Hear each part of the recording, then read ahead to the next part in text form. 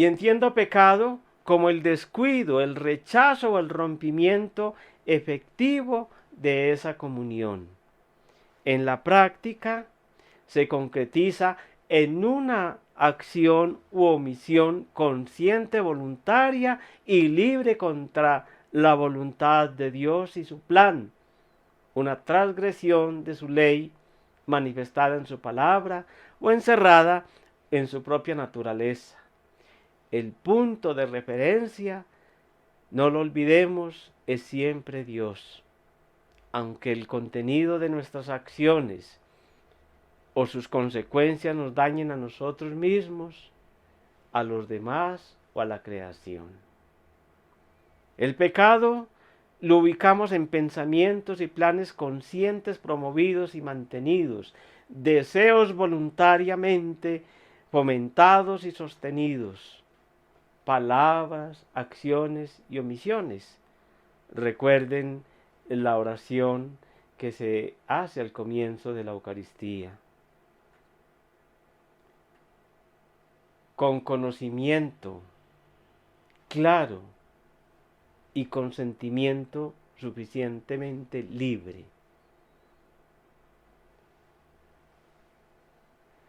Digamos entonces que debemos sacar de nuestro corazón todo resentimiento.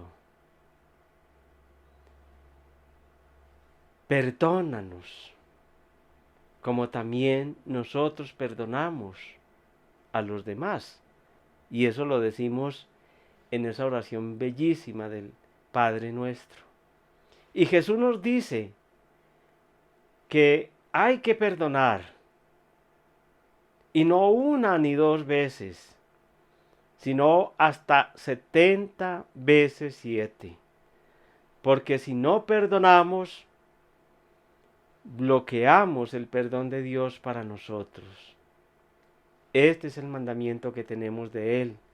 El que ama a Dios, que ame también a su hermano, porque quien dice que ama a Dios y no ama a su hermano es un mentiroso, nos lo dice el apóstol San Juan. Necesitamos rechazar todo resentimiento, odio o rencor en nuestra vida. Y hay una razón.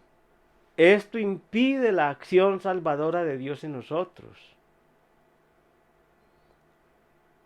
Dios quiere que nosotros expresemos nuestra voluntad de perdonar,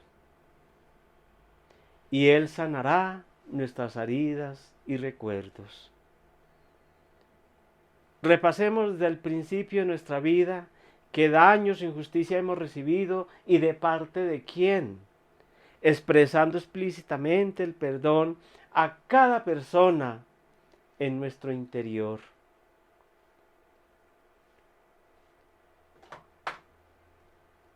En el proceso de conversión no solamente hay que rechazar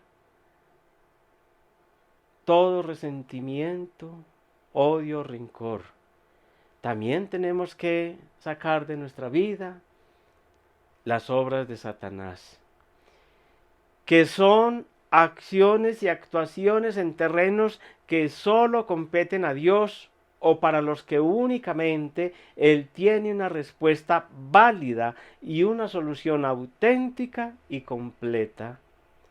Y aquí entra la idolatría y toda forma de ocultismo, esoterismo y superstición. Eso implica todo el proceso de conversión. Pero hay una pedagogía que la Iglesia nos propone para que nosotros empecemos a ir encontrando los medios para una conversión profunda.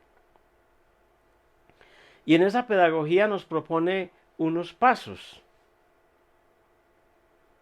No puedes pensar que te conviertes porque deseas simplemente.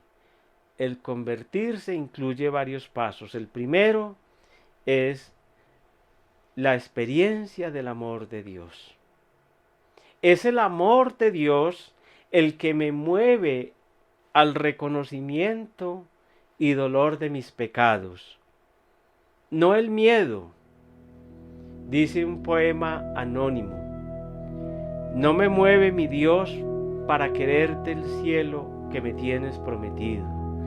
Si me mueve el infierno tan tenido, para dejar por eso de ofenderte. Tú me mueves, Señor, muéveme el verte clavado en una cruz y escarnecido. Muéveme ver tu cuerpo tan herido. Muéveme tus afrentas y tu muerte. Muéveme, en fin, tu amor, y en tal manera que aunque no hubiera cielo yo te amara, y aunque no hubiera infierno te temiera. No me tienes que dar porque te quiera, pues aunque lo que espero no esperará, lo mismo que te quiero, te quisiera. Bellísimo. El segundo paso es el reconocimiento de pecado, de ese pecado que nos separa de Dios. ¿Y cómo reconocer que somos pecadores? Solo el Espíritu Santo, con su luz, puede darnos conciencia de pecado. De otra manera, se reduce a un mero sentimiento de culpabilidad o a la simple confrontación de nuestras acciones con la lista de pecados, donde vamos justificando nuestras acciones. La conversión es obra del Espíritu Santo en nosotros. Solo Él puede darnos un corazón nuevo para volver a Dios, como nos dice el profeta Oseas. La voy a seducir y la llevaré al desierto y le hablaré al corazón. Ese reconocimiento objetivo de situaciones y de hechos concretos de pecado, reconocimiento subjetivo de ser pecadores y ante todo necesitados de salvación. Seamos conscientes que en la época actual se ha perdido el sentido de pecado, se han perdido los valores morales, o mejor, se han dejado de utilizar, y hay un relativismo y subjetivismo en cuanto a los criterios de moralidad. Esto los encontramos en la palabra de Dios y en la ley natural escrita en nuestra propia naturaleza, teniendo en cuenta la enseñanza moral del magisterio de la Iglesia. El tercer paso en el proceso de conversión es el arrepentimiento. No solamente es la experiencia de Dios, no solamente es reconocernos pecadores, sino que también necesitamos arrepentirnos. Aunque la conversión es obra de Dios, nosotros como pecadores libremente respondemos, como lo hizo el hijo de la parábola del Padre misericordioso: me levantaré e iré a mi Padre. El arrepentimiento o contrición es un dolor de corazón y detestación del pecado cometido con propósito de no pecar en adelante. Es retorno al hogar, vuelta a la casa, encuentro con el Padre. Dolor y tristeza de haber lastimado y ofendido a quien me ama. Pero tristeza no como la del mundo que produce muerte, sino tristeza según Dios que lleva a la conversión. Voluntad decidida de romper con toda situación de pecado y un propósito firme de enmienda y de cambio. El cuarto paso en el proceso de conversión es la confesión de pecado. Necesitamos no solamente reconocer que hemos pecado, sino confesar explícitamente nuestros pecados ante Dios. Nos dice el apóstol San Juan: si confesamos nuestros pecados, fieles y justo como es Él, nos perdonará nuestros pecados y nos purificará de toda iniquidad. Necesitamos acudir al sacerdote para recibir la expresión y la ratificación del perdón de Dios por la absolución en el sacramento de la reconciliación. Aunque pensemos que es un hombre pecador y en algunos casos, como dicen algunos, más pecador que uno. Pero a ese sacerdote es el que Dios ha escogido para ese menester. Y para que recibiendo una oración de liberación se nos desate de toda atadura y opresión del enemigo. Y el quinto paso es la reparación y la reconciliación. El arrepentimiento para restaurar la unión de amor con Dios exige, escúchenme, exige resarcir los daños causados y reconciliarse con el hermano. Arrepentirse y volver hacia Dios haciendo obras congruentes con la conversión, como nos lo dice su palabra.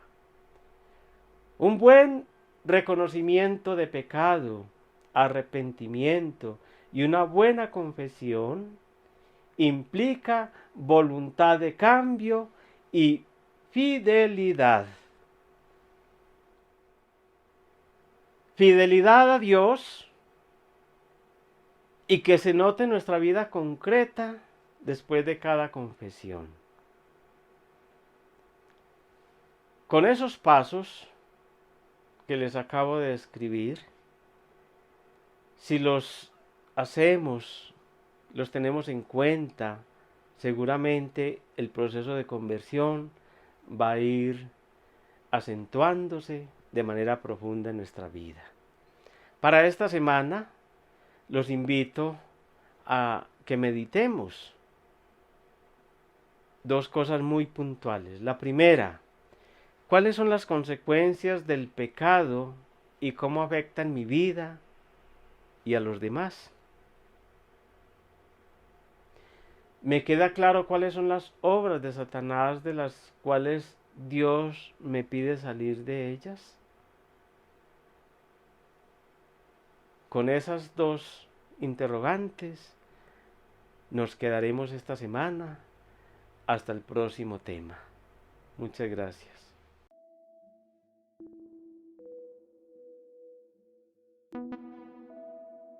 Gracias por conectarse con este programa y recuerden seguir en el camino del discípulo. Asimismo, los invitamos a seguirnos en nuestras redes sociales, ya que estamos en Twitter, Facebook e Instagram como @enelcaminodeldiscípulo, todo junto, donde compartiremos información de las actividades del canal.